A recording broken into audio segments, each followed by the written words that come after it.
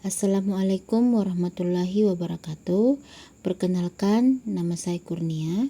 Pada kesempatan kali ini, saya akan mempresentasikan hasil analisis asesmen pembelajaran yang saya lakukan di SMA Negeri 23 Makassar. Tugas ini merupakan bagian dari topik 3, demonstrasi kontekstual, pemahaman peserta didik dan pembelajarannya. Adapun informasi umum terkait asesmen kelas yang saya analisis, yakni mata pelajaran yang saya ajarkan adalah mata pelajaran Bahasa Indonesia pada kelas 12 MIPA 3 dengan capaian pembelajaran menganalisis struktur dan kaidah kebahasaan pada teks editorial. Dengan tujuan pembelajaran, siswa diharapkan mampu menganalisis struktur dan kaidah kebahasaan teks editorial. Materi ajar atau topik yaitu membahas mengenai isu terkini lewat teks editorial.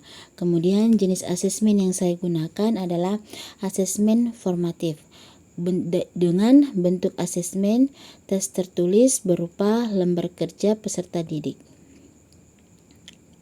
Dan dari hasil analisis yang saya lakukan terkait kegiatan siswa di dalam kelas, asesmen dan kesesuaian dengan tahap perkembangan peserta didik.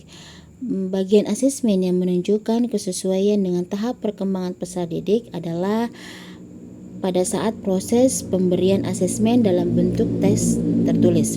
Asesmen yang dibuat sesuai dengan tahap perkembangan peserta didik.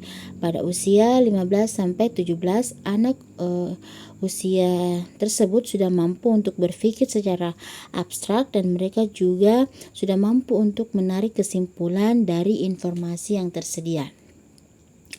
Peserta didik pada fase ini sudah mampu untuk mengidentifikasi sebuah bacaan secara baik.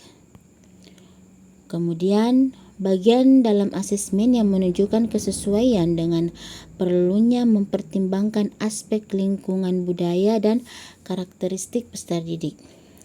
Bagian asesmen yang menunjukkan kesesuaian dengan lingkungan budaya dan karakteristik dari peserta didik terlihat dari pemilihan teks yang dianalisis, di mana teks tersebut membahas terkait isu-isu yang terjadi di Indonesia.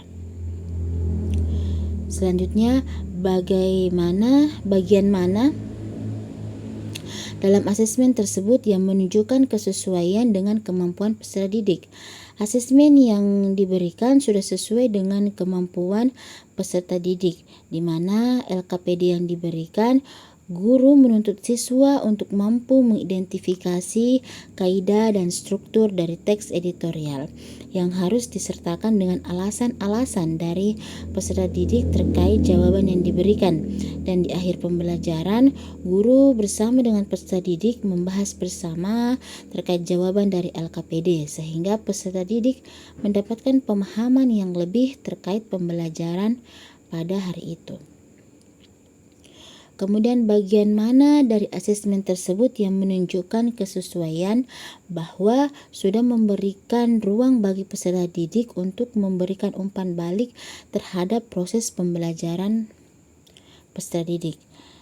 Bagian dari asesmen yang menunjukkan adanya umpan balik terhadap proses pembelajaran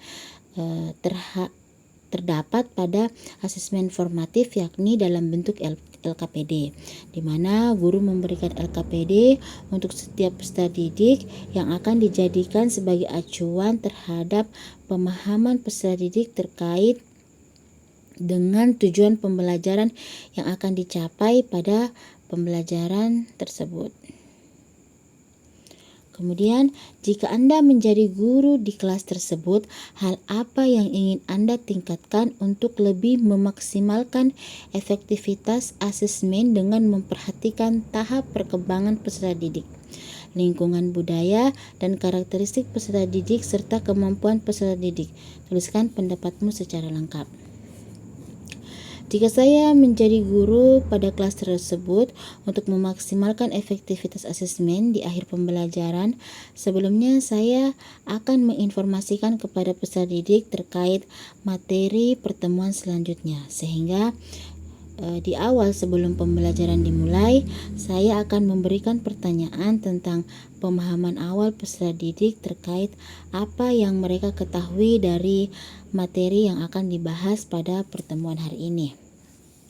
Kemudian di akhir pembelajaran saya akan kembali memberikan pertanyaan, yakni informasi baru apa yang mereka dapatkan dari pembelajaran hari ini. Baik, itulah hasil analisis saya.